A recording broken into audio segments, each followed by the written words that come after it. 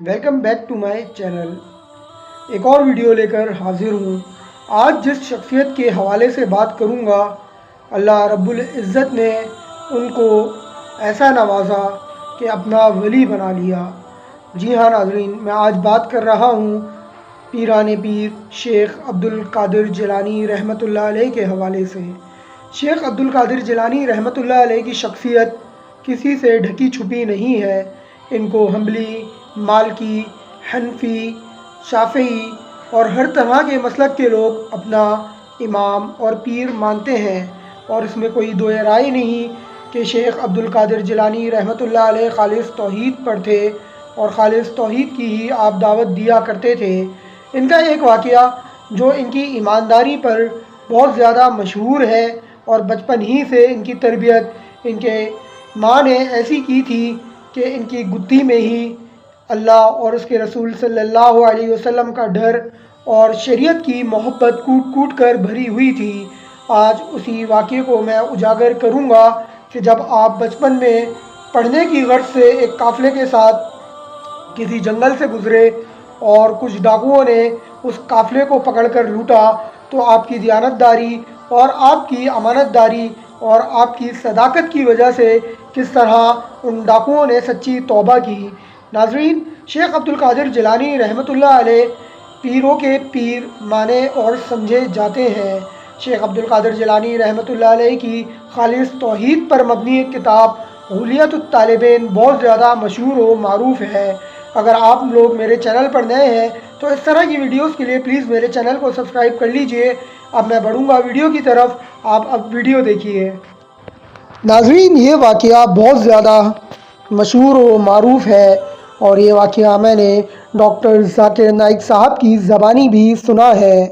شیخ عبدالقادر جیلانی رحمۃ اللہ علیہ، جنہیں غوث اعظم بھی کہتے ہیں، بہت بڑے بزرگ اور ولی اللہ گزرے ہیں۔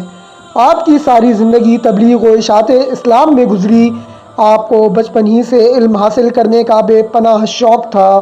آپ نے ابتدائی تعلیم تو اپنے قصبے جیلان میں ہی حاصل کی، لیکن دین کی اعلیٰ تعلیم حاصل کرنے کے لیے اکثر بغداد جانا پڑتا تھا۔ اس زمانے میں گاڑیاں اور موٹر کاریں تو نہ تھیں، اس لیے لوگ قافلوں کی صورت میں پیدل سفر کرتے تھے۔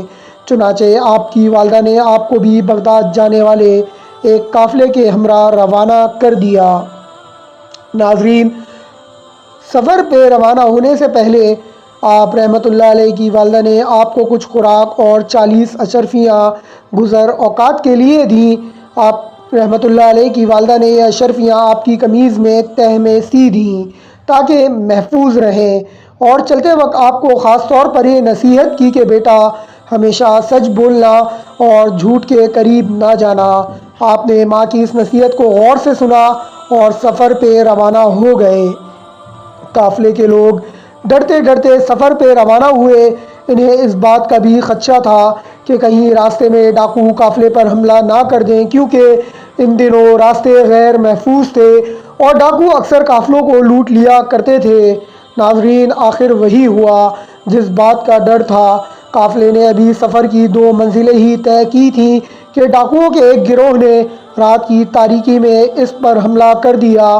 تمام قافلے میں افراتفری اور بھگدڑ مچ گئی اور ڈاکوؤں نے اہل قافلہ کو خوب لوٹا۔